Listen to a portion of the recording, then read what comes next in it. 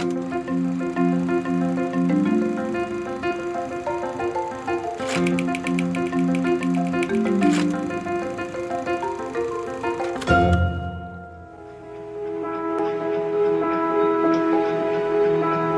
atrodamies Limbažos, maiznīcā Lielezers. Mani sauc Valters.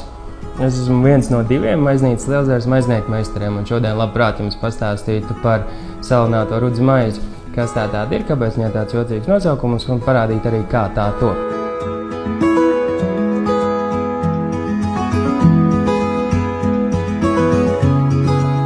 Salinātā rupmaize top vismaz 40 stundu garumā. Tas nozīmē, ka viņi iziet cauri dažādiem procesiem. Pirmais, kas ir, tā ir miltu plaucēšana. Mēs noplaucējam miltus, kas arī no šī plaucēšanas procesā ir cēlējis pats šis vārds salināt, kas patiesībā nozīmē saldināt.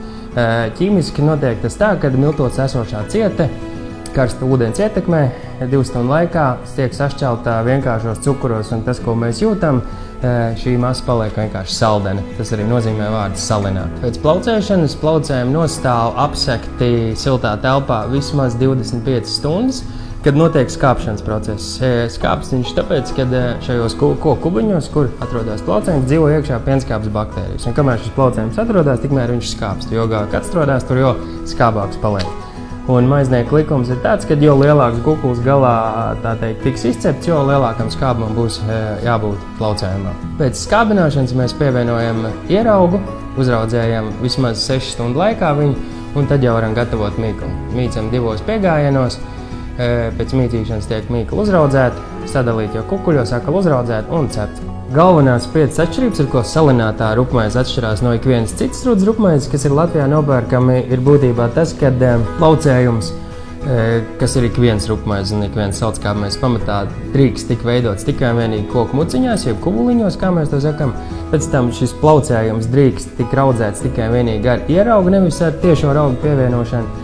Trešais ir svarīgākais, kad nedrīkst pievienot neko mīklai, kas maina mīklas krāsu. Tas te ir, tā teikt, nekādas iesalu ekstrakts vai arī paši iesalu. Ceturtais ir, šo maizi noteikti jācep pa tiešo uz klona, nevis uz panām kādām vai uz lentes krāsnīm, bet pa tiešo uz klona.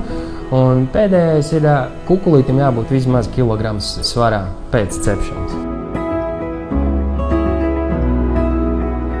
Sekojot Eiropas Savienības iniciatīvai, kura aicina valstīm katreiz savus šos īpašos produktus certificēt, lai neviens viņus varētu nokopēt, tad Latvijas maiznieku biedrība kopā ar Latvijas Lauksaimniecības universitāti apkopoja datus, izpētīja vēsturi, un izejot no tā tika izveidots tāds kā standarts, jeb kanons, kurā tad tiek atrakstīts tāds pamats, kā būtu jātiek ceptai rupmaizei Latvijā, īstā latviešu rupmaizei. Un tad šai rupmaizei un šim kanonam tika dots nosaukums salinātā rudzu rupmaize. Tas, kas mums liekas ikdienišķi un vienkārši, patiesībā, skatoties uz kopējā Eiropas maizes piedāvājuma fonu, esam samērā īpaši, jo šādu maizi cep tikai un vienīgi Latvijā.